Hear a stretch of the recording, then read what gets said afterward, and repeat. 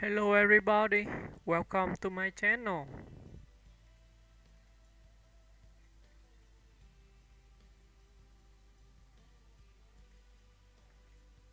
Gregory Peck was one of Hollywood's most distinguished and respected actors, renowned for his commanding presence, moral authority, and strong performances in a career that spanned over 5 decades. Born on April 5, 1916, in La Jolla, California, he became an enduring icon of classic American cinema. Early life and career: Peck studied at the University of California, Berkeley, where he developed an interest in acting. He later trained at the Neighborhood Playhouse in New York City. He began working on the stage before transitioning to film in the early 1940s. His film debut came in 1944 with Days of Glory. Rise to stardom: Peck quickly rose to prominence with a series of critical and commercial successes. By the mid-1940s, he had already earned 4 Academy Award nominations, including for The Keys of the Kingdom, 1944, The Yearling, 1946, Gentleman's Agreement, 1947. A film that tackled anti-Semitism and won Best Picture. 12 O'Clock High, 1949, a powerful World War II drama iconic role. To Kill a Mockingbird, 1962. Peck's most legendary role came in 1962 when he portrayed Atticus Finch, a principled Southern lawyer defending a black man falsely accused of rape.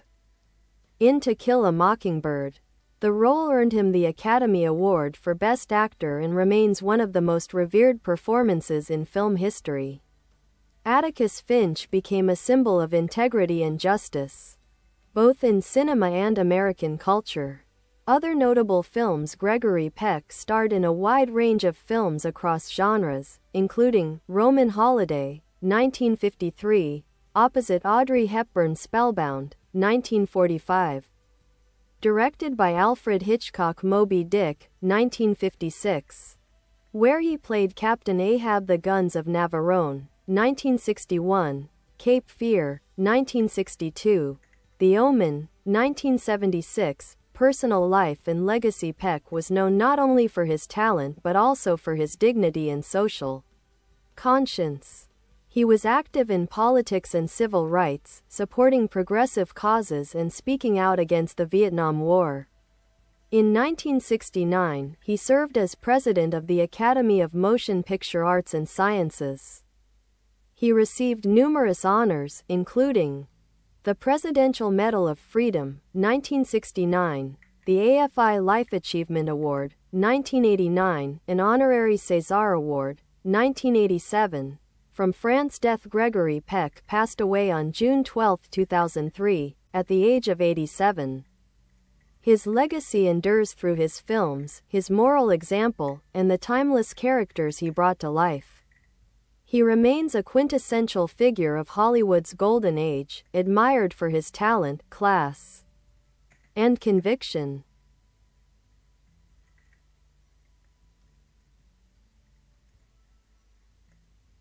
Gregory Peck's enduring legacy in cinema is as much about the man himself as it is about the roles he played. With his tall, imposing frame, deep voice, and calm authority, Peck embodied a brand of moral masculinity that was both dignified and emotionally resonant. He often chose roles that reflected his personal values: justice, compassion, integrity, and avoided the sensationalism or vanity that often comes with stardom. A thoughtful actor with a moral compass unlike many of his contemporaries, Peck deliberately aligned his career with films that addressed serious social issues. Gentleman's Agreement, 1947, for example, challenged post-war anti-Semitism in America. And To Kill a Mockingbird, 1962, offered a direct confrontation with racial injustice at a time when the civil rights movement was gaining momentum. Peck once said, "I just do things I really believe in. I don't play games." This commitment was apparent in the kinds of characters he portrayed: doctors, priests, military leaders.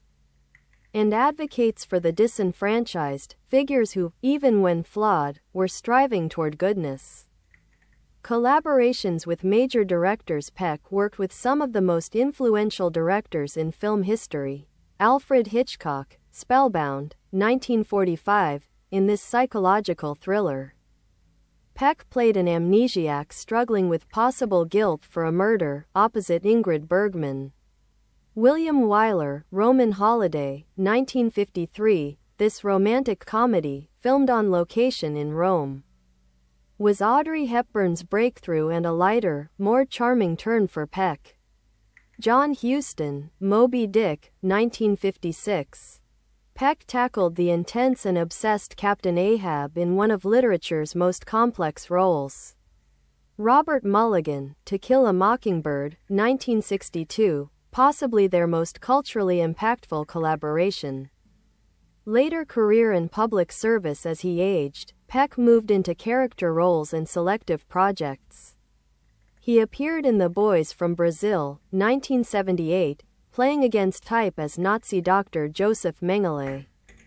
He also made television appearances, notably in The Blue and the Gray and the miniseries Moby Dick, 1998, in which he played Father Mapple.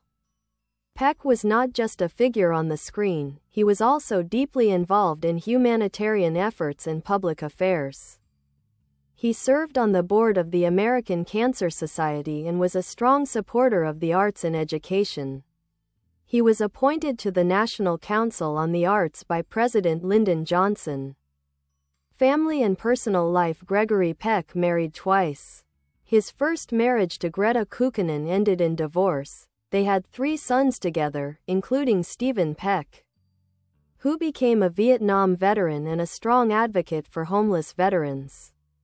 In 1955, Peck married French reporter Véronique Pisani, with whom he had a son and a daughter. They remained married until his death. Peck was known for his quiet demeanor and loyalty to his family and friends. He maintained a long and close friendship with Audrey Hepburn, whom he greatly respected and admired. His personal ethics often mirrored the values of the characters he portrayed. Legacy. Gregory Peck left behind a legacy that transcends acting. He represented a vision of the American leading man as more than just charismatic. He was a symbol of decency, courage, and honor. The American Film Institute ranked him among the top 20 greatest male stars of all time. His portrayal of Atticus Finch remains one of cinema's most enduring and inspirational characters. His influence continues to shape how we view leadership, masculinity, and responsibility in art. To this day, Gregory Peck is remembered not only as a Hollywood icon, but as a man of principle who used his fame to make a difference.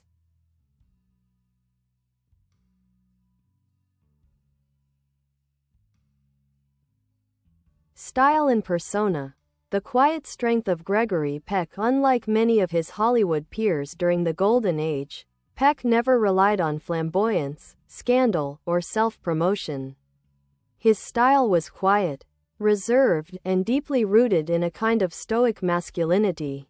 He portrayed characters who were often introspective, conflicted, but unwavering when it mattered most. Peck was never typecast, but there was a common thread among the roles he accepted. He often played figures of leadership, morality, or personal integrity. Whether portraying a general, a priest, a lawyer, or a sea captain, his characters exuded a calm strength and emotional intelligence. Even his voice, firm, deliberate, and resonant, became a part of his screen identity. His ability to convey emotion with restraint made him particularly powerful in dramatic moments. He could project gravitas without ever needing to raise his voice. Notable awards and honors throughout his career. Gregory Peck was the recipient of numerous accolades that reflected not only his artistry but his contributions to society. Academy Award for Best Actor, To Kill a Mockingbird, 1962, Jean Hersholt Humanitarian Award, 1967, awarded by the Academy for his public service. Presidential Medal of Freedom, 1969, the highest civilian honor in the United States. AFI Life Achievement Award, 1989, Honorary Golden Bear, Berlinale. 1993, Kennedy Center Honors, 1991. He was also nominated for 5 Academy Awards in total and consistently ranked among the greatest screen actors by critics, historians, and institutions. Gregory Peck in politics. Peck was not shy about his political views, which were progressive and rooted in civil rights, human dignity, and justice. He was an early and vocal opponent of McCarthyism in the 1950s, a stance that could have been professionally risky during the height of Hollywood blacklisting. He also supported liberal politicians, including Adlai Stevenson and Robert F. Kennedy. He worked closely with groups like the National Endowment for the Arts and the American Civil Liberties Union. And his public speeches often emphasized the responsibilities that artists and citizens share in shaping a better society. Friendship with Audrey Hepburn. One of the most beloved pairings in classic Hollywood was Gregory Peck and Audrey Hepburn in Roman Holiday, 1953. Though Hepburn was a newcomer, Peck insisted that she receive equal billing, a generous gesture that underscored his support for her talent. Their friendship endured until his death, and Peck once said Hepburn was as noble and kind and wonderful as she appeared on screen. Later years in his final decades, Peck remained active in both public life and cinema. He narrated documentaries, gave lectures, and continued to receive international recognition for his body of work and humanitarian contributions. One of his last major appearances was in Martin Scorsese's remake of Cape Fear, 1991, a respectful nod to his earlier role in the 1962 version. In 1999, Peck appeared in the television miniseries Moby Dick, nearly half a century after playing Captain Ahab in the 1956 film. This time, he played Father Mapple, the preacher, an aging actor reflecting on past roles and life journeys. Death and tributes. Gregory Peck died peacefully in his sleep on June 12, 2003, at the age of 87, in Los Angeles. The outpouring of tributes from fellow actors, filmmakers, and political leaders spoke to his immense impact. Then President George W. Bush called him a great American and a good man. Actor Brock Peters, who played Tom Robinson in To Kill a Mockingbird, gave the eulogy at his funeral, a deeply moving full-circle moment. Final thought. Gregory Peck's cinematic legacy is unmatched in its moral clarity, emotional depth, and artistic excellence. In an era of increasing cynicism, he stood tall as a figure of unwavering decency, both on and off screen. His performances continue to resonate, particularly his embodiment of Atticus Finch, a role that still defines the ideal of American justice, compassion, and strength of character. In the words of director Robert Mulligan, Gregory Peck wasn't playing Atticus Finch.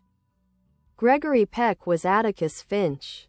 He remains one of the most admired actors of all time, not just because he was a great performer, but because he was a genuinely great man.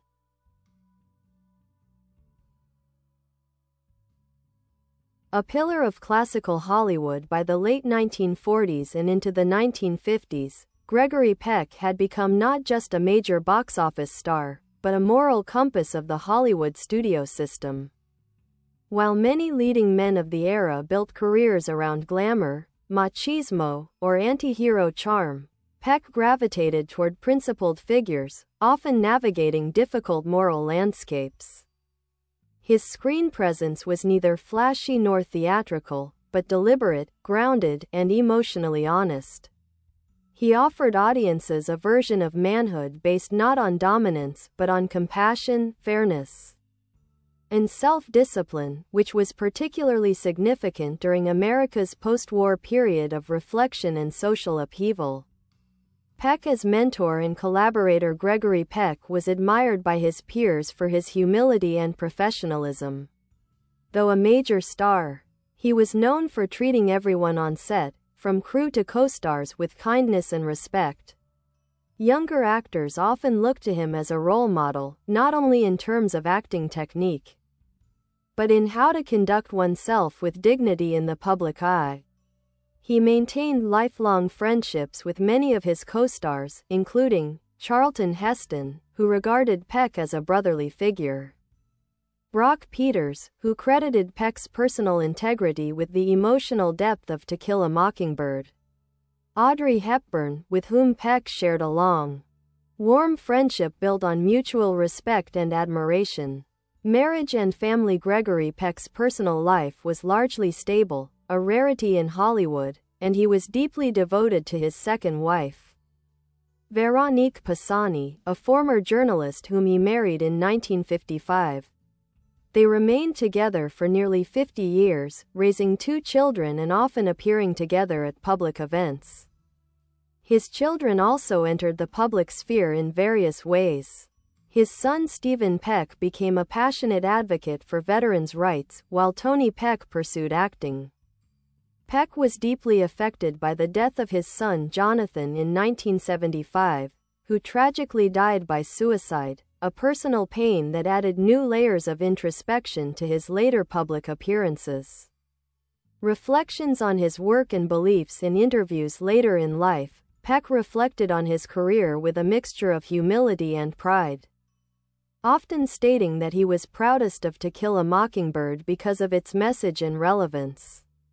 He once said, "I never had to play the villain. I was always the guy who stood up for what was right. And I'm proud of that."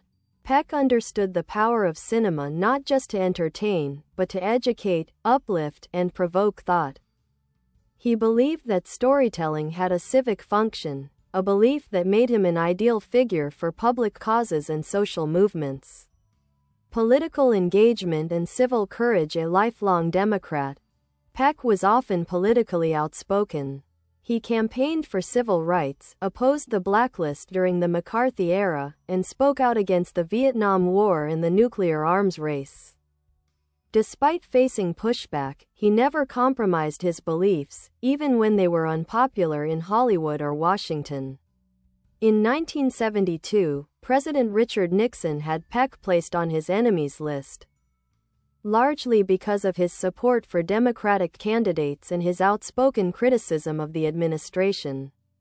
Peck wore the distinction with honor, saying, "Being on Nixon's list was one of the proudest moments of my life." Gregory Peck in popular culture and legacy. Gregory Peck's influence continues to reverberate, especially through the lasting symbol of Atticus Finch, which has come to represent the American ideal of justice, moral clarity, and fatherly wisdom. In 2003, the American Film Institute named Atticus Finch the #1 greatest hero in film history. His image has been used in everything from documentaries on civil rights to educational curriculums about justice and morality. Generations of actors, including Denzel Washington, Tom Hanks, and George Clooney, have cited Peck as an inspiration. In summary, Gregory Peck was more than a movie star. He was a moral icon, a cultural ambassador, and a true gentleman in an industry not always known for virtue. Whether playing a principled lawyer in the racially divided South, a tormented priest, or a flawed but determined naval officer, he brought intelligence, integrity, and humanity to every role. He stood for something greater than stardom. He stood for character, in both senses of the word. Peck's legacy is immortal not just in film, but in the values he lived by, on screen and off: honor, courage, compassion, and truth. Gregory Peck and international recognition. Although Peck was a quintessential American figure, his appeal transcended national boundaries. His films were widely distributed overseas, and his moral authority and noble demeanor resonated globally, particularly in post-war Europe, where American ideals were scrutinized, admired, and often contested. Peck's image, principled, educated, restrained, presented a vision of America that was hopeful and ethical. In France, Italy, and Japan especially, he was not only beloved but respected. Foreign critics often viewed him as a symbol of serious American filmmaking. He received international honors, including the David di Donatello Award, Italy, the Order of Arts and Letters, France, the Golden Bear Honorary Award, Berlin, 1993. Peck also served as a cultural diplomat during the Cold War era. His persona was used, indirectly, by U.S. embassies in cultural outreach programs, especially via screenings of To Kill a Mockingbird, which was seen as both anti-racist and pro-democratic in tone. Underappreciated performances. While Peck is best remembered for roles like Atticus Finch, Joe Bradley in Roman Holiday, or Captain Ahab, his filmography includes several underrated performances that reveal different dimensions of his talent. The Gunfighter, 1950, a rare Western where Peck played a tired, introspective gunslinger. It's now viewed as one of the most psychologically rich Westerns of its time. The Big Country, 1958, in this visually sweeping epic, he portrayed a peace-seeking outsider in a world of feuding landowners, offering a nuanced performance amid macho tensions. Captain Newman, M.D. 1963, a touching film set in a military psychiatric ward, blending humor and pathos, and revealing Peck's often overlooked comedic sensitivity. MacArthur, 1977, his portrayal of General Douglas MacArthur was one of gravitas and complexity, highlighting the contradictions of military leadership in wartime. These roles demonstrate Peck's range, contradicting the misconception that he was confined to noble hero roles. He could be conflicted, flawed, even ruthless, but always human. Peck in the evolving Hollywood system. Peck was an actor who bridged the studio era and the new Hollywood movement. Starting his career in the highly controlled environment of the 1940s, he later thrived in a more independent, director-driven landscape. He eventually took more control over his work, becoming a producer on several films, including The Big Country and The Trial of the Catonsville Nine, 1972, a politically charged drama about anti-Vietnam War activism. As Hollywood's content, tone, and style changed in the late 1960s and 70s, with the rise of grittier films and anti-heroes, Peck stayed relevant by choosing meaningful material, often outside of trends. His refusal to chase fads preserved his timeless appeal. Legacy through institutions. Gregory Peck didn't simply retire after his peak acting years. He channeled his energy into institutional and cultural leadership. He helped found the La Jolla Playhouse in the 1940s with Mel Ferrer and Dorothy McGuire, supporting live theater and new talent. He served on the board of trustees for the American Film Institute, shaping the preservation and promotion of classic film heritage. He gave lectures and participated in reading tours of To Kill a Mockingbird across American schools, community centers, and theaters, continuing his lifelong educational mission. The personal and the political. Gregory Peck's off-screen life consistently mirrored the moral clarity of his roles. He supported the civil rights movement, stood against apartheid, and advocated for nuclear disarmament. Though not always in the political spotlight, he made his convictions known, not with aggression, but with dignity and persuasive calm. In his later years, he was often asked about America's changing moral landscape. His responses were always measured, but hopeful. He believed that art could still make a difference, and he encouraged younger generations to fight for truth, decency, and justice, no matter how unpopular. Final years and public farewell. In the final decade of his life, Peck made occasional public appearances at awards ceremonies, retrospectives, and university commencements. He was frail but still eloquent, often greeted with standing ovations. His death in 2003 was not just the passing of a great actor, it was the end of an era of grace, principle, and cinematic idealism. He is buried at the Cathedral of Our Lady of the Angels in Los Angeles, beside his beloved wife Veronique, who died in 2012. Enduring influence. Gregory Peck's influence continues to shape legal education. Many law schools still assign To Kill a Mockingbird as required viewing for first-year students studying ethics.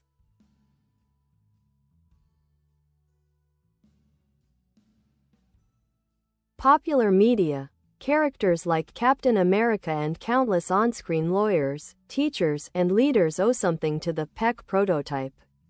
Awards and tributes. The Gregory Peck Award for Cinematic Excellence has been awarded to actors and filmmakers, like Patrick Stewart and Lawrence Fishburne, who embody his values. Conclusion. Gregory Peck was not simply a star, he was a beacon of integrity, both in art and in life. His legacy is not just in the characters he portrayed but in the way he lived, with principle, empathy, and a deep commitment to justice. In an industry often built on illusion, Peck was the rare figure who was as noble as the roles he played. He endures, not just on film, but in the way we still measure goodness, courage, and character today.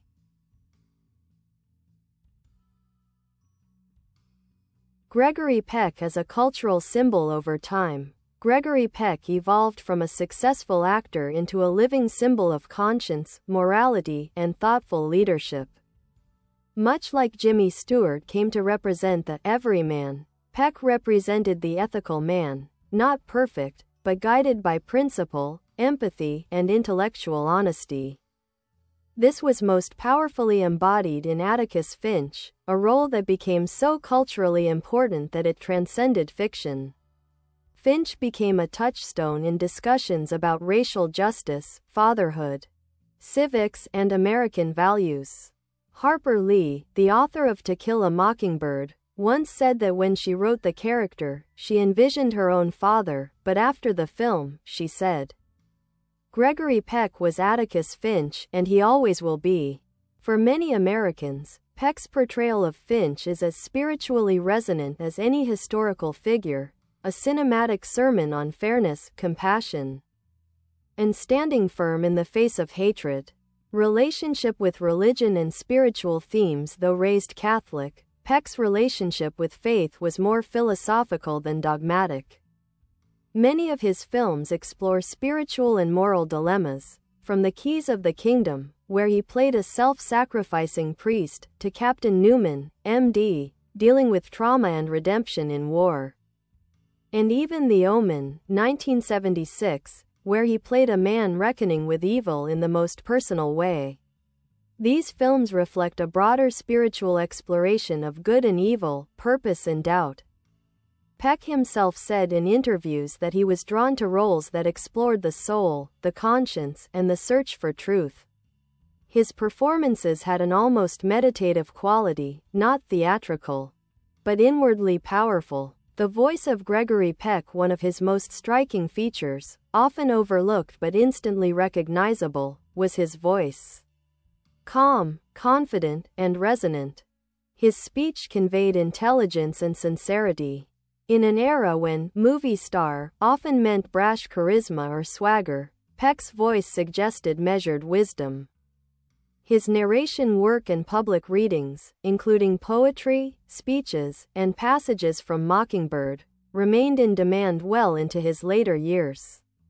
His voice was even featured in documentaries, like A&E's biography, and in educational recordings.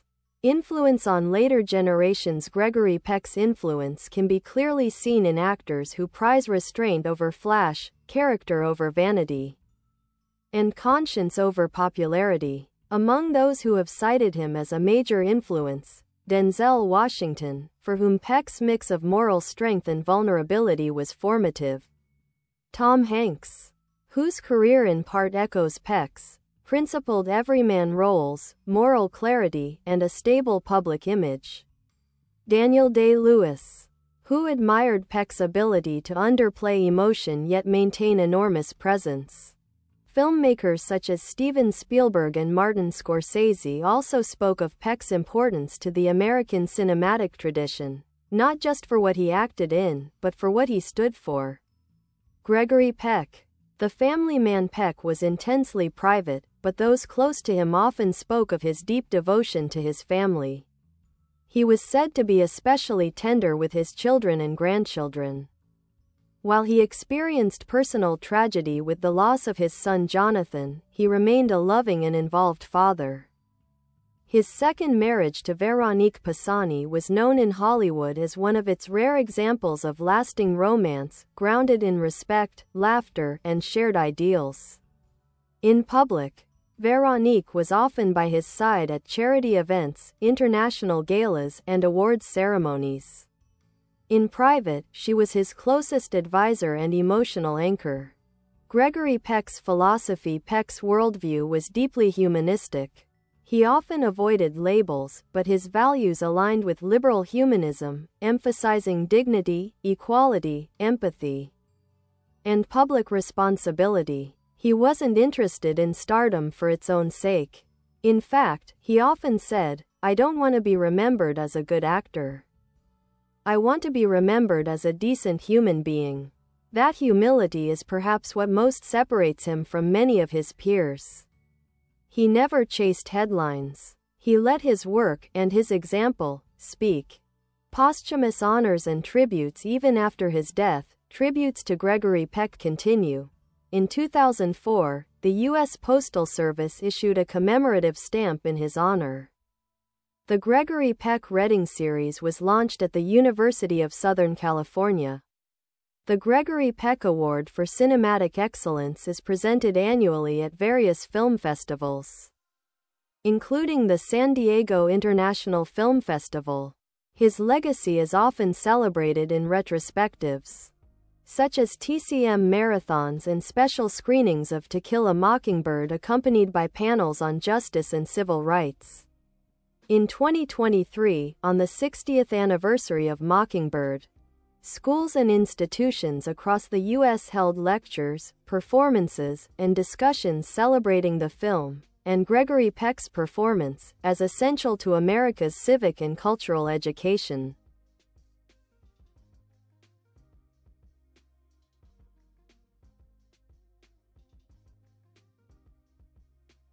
A life worth remembering. Gregory Peck wasn't just an actor who happened to play noble men.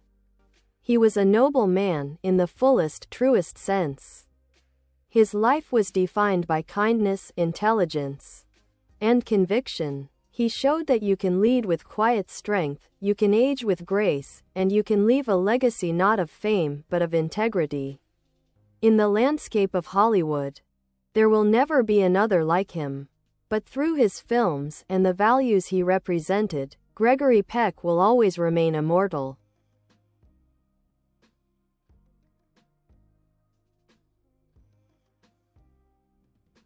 Gregory Peck. In historical context. Born in 1916, Gregory Peck came of age during some of the most turbulent decades in modern history: the Great Depression, World War II, the Cold War, the Civil Rights Movement, and beyond. These events shaped his worldview, and his career choices often reflected the anxieties and aspirations of the eras he lived through. For instance, in Gentleman's Agreement, 1947, Peck's role as a journalist confronting anti-Semitism tapped into post-war American conscience, a country grappling with its own prejudice after fighting fascism abroad. In To Kill a Mockingbird, 1962, released during the height of civil rights tensions, he became a quiet voice of reason in a nation re-examining its soul. In The Boys from Brazil, 1978, he fearlessly portrayed Joseph Mengele, the infamous Nazi doctor, forcing audiences to confront the legacy of genocide. Peck never shied away from material that addressed social justice, war, trauma, or moral hypocrisy. He saw cinema not just as entertainment, but as a platform for conscience. Clapperboard. Working within and challenging The studio system. Gregory Peck began his career under the powerful studio system of the 1940s, when actors were often under restrictive long-term contracts. But from the beginning, Peck insisted on greater creative control. By the early 1950s, he broke away from the studio model and co-founded Melville Productions, which allowed him to select projects aligned with his values. This independence enabled him to take risks, both commercially and artistically, while avoiding films that glorified violence, exploitation, or cynicism for their own sake. In doing so, he helped pave the way for modern independent filmmaking. He showed that star power could be used not only to sell tickets, but to shape the soul of cinema.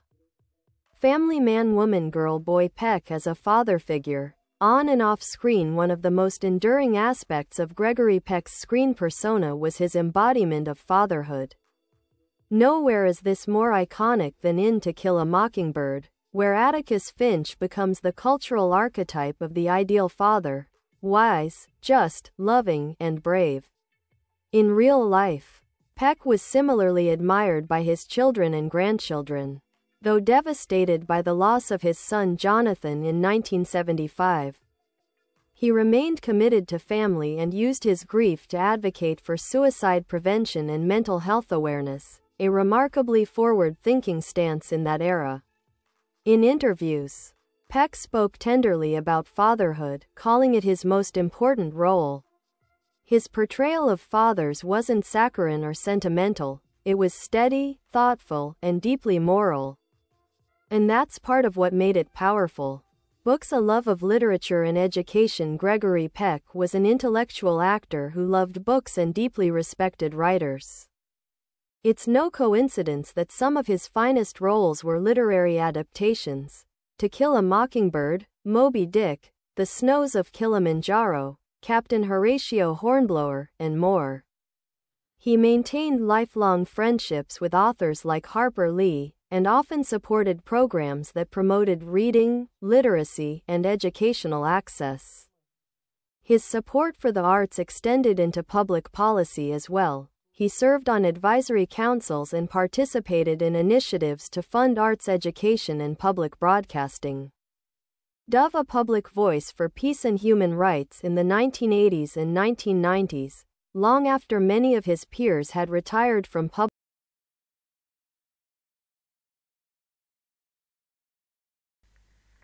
Bye bye. Thanks for watching. Bye.